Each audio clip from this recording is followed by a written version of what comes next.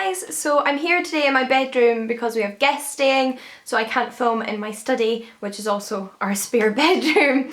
But I wanted to film the Intimidating TBR Tag before I went off on holiday, so I had a video to schedule for you guys whilst I was away. And I also know that if I wait too long after being tagged to do a video, I just never get around to it. So here I am. I was tagged to do this video by Amy over at Shout Amy. I will link her video and the original tag creators video down below so you can check them out. But without further ado, let's get into the questions. What book have you just been unable to finish? There are a ton of books I have been unable to finish in my time.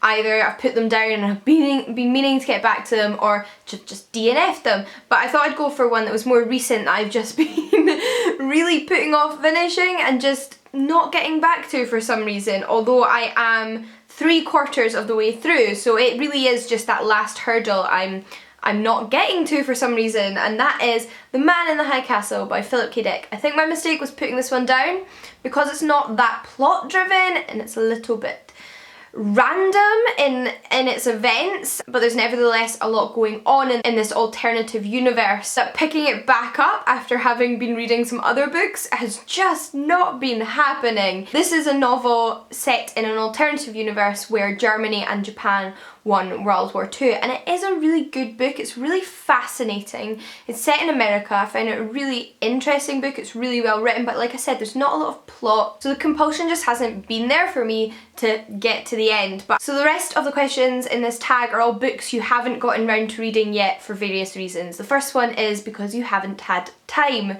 I would have to say that's the Gormenghast Trilogy by Mervyn Peake. This was given to me by my friend Linda after she finished reading it. She thought I would like it, and she prefers to pass on her books rather than keep them. As you can gather from the title, it is a trilogy of dystopian novels. I think they're very important in the kind of history of the development of this genre, and they seem to get amazing ratings. But because it's so big and it's 3 books, not to mention the fact that it's pretty small print, I just haven't had the time to sit down and be like, I'm going to commit myself to 3 books in the same series that are going to take probably weeks and weeks for me to read, because I'm not actually a very fast reader. So I haven't gotten to this one yet, despite the fact that I hear amazing things and do really want to read it. The next book is because it's a sequel, and the one I have chosen for this is Vivian versus the Apocalypse by Katie Coyle. Now, I'm usually quite good at reading sequels quite quickly after reading the previous book. A lot of the series I tend to end up picking up have already got a few books out in them. For some reason though, despite really enjoying the first book in this series, it must have just been the mood I was in, I didn't pick up the sequel. Well, actually I did.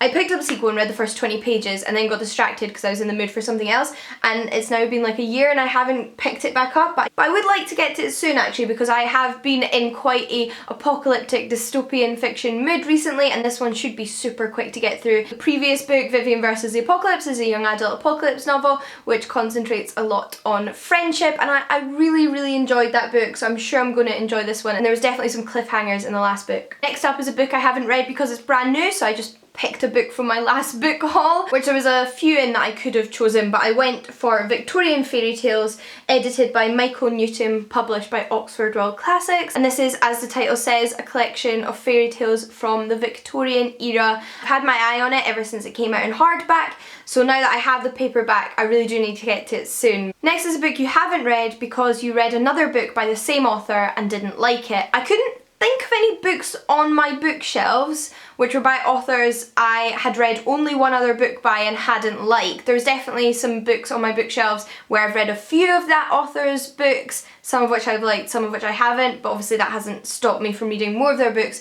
So the best I could think of was More Than This by Patrick Ness. Now don't get me wrong, the other book I read by Patrick Ness, which was The Crane Wife, I did enjoy. I think I gave it 3 out of 5 stars. I really liked Patrick Ness's writing, but the plot and the characters just did not do it for me. It was a lovely concept and there was moments of real beauty and intrigue for me, but overall the characters I just was not interested in. So I would definitely say that's what's been stopping me picking up this other book by him, but I probably shouldn't let it because, like I said, I enjoyed his writing. I believe this is about a boy who has seemingly drowned and awakes on a strange island, and the reader isn't sure whether he is dead or alive, whether this is reality or the afterlife. And I've definitely heard a lot more praise sung of this one. Next up is a book you're just not in the mood for. This again was quite difficult because my mood changes a lot.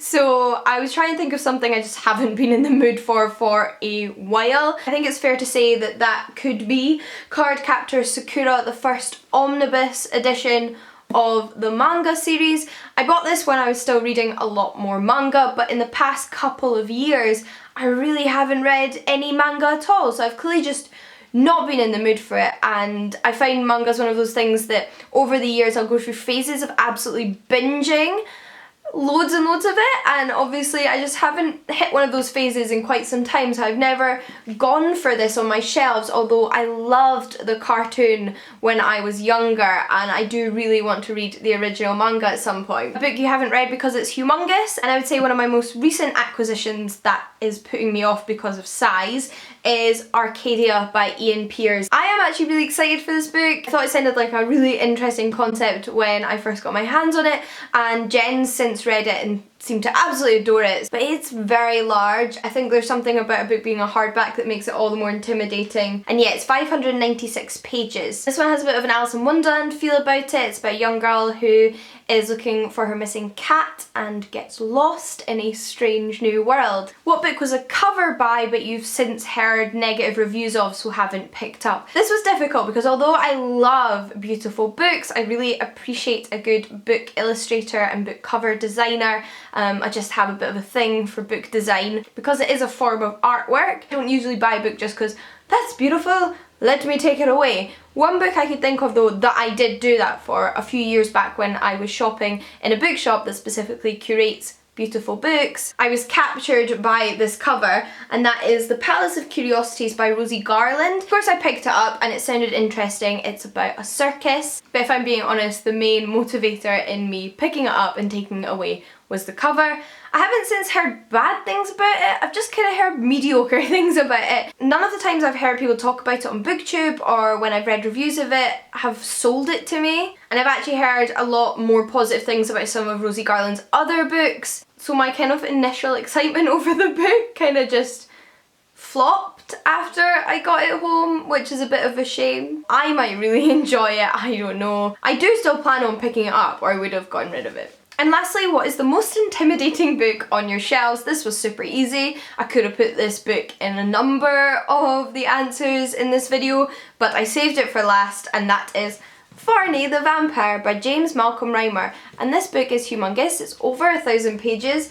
It is literally the smallest print I probably own a book in. Like, look how tiny that is. It was also written in the 1800s. I've read the first 50 pages of it, in fact, although I think when I eventually pick this one back up I'll have to start again because that was quite a while ago. And this is one of the original vampire stories. It was originally serialized in a magazine, that's why it's so big in a bind up edition like this. But I'm sure you can understand why I'm finding it a little bit intimidating. Those are all of the questions. However, I will tag some people down below in the description box. If you've read any of these books and have any words of encouragement that might get me to pick them up sooner, then please, please, please share them with me.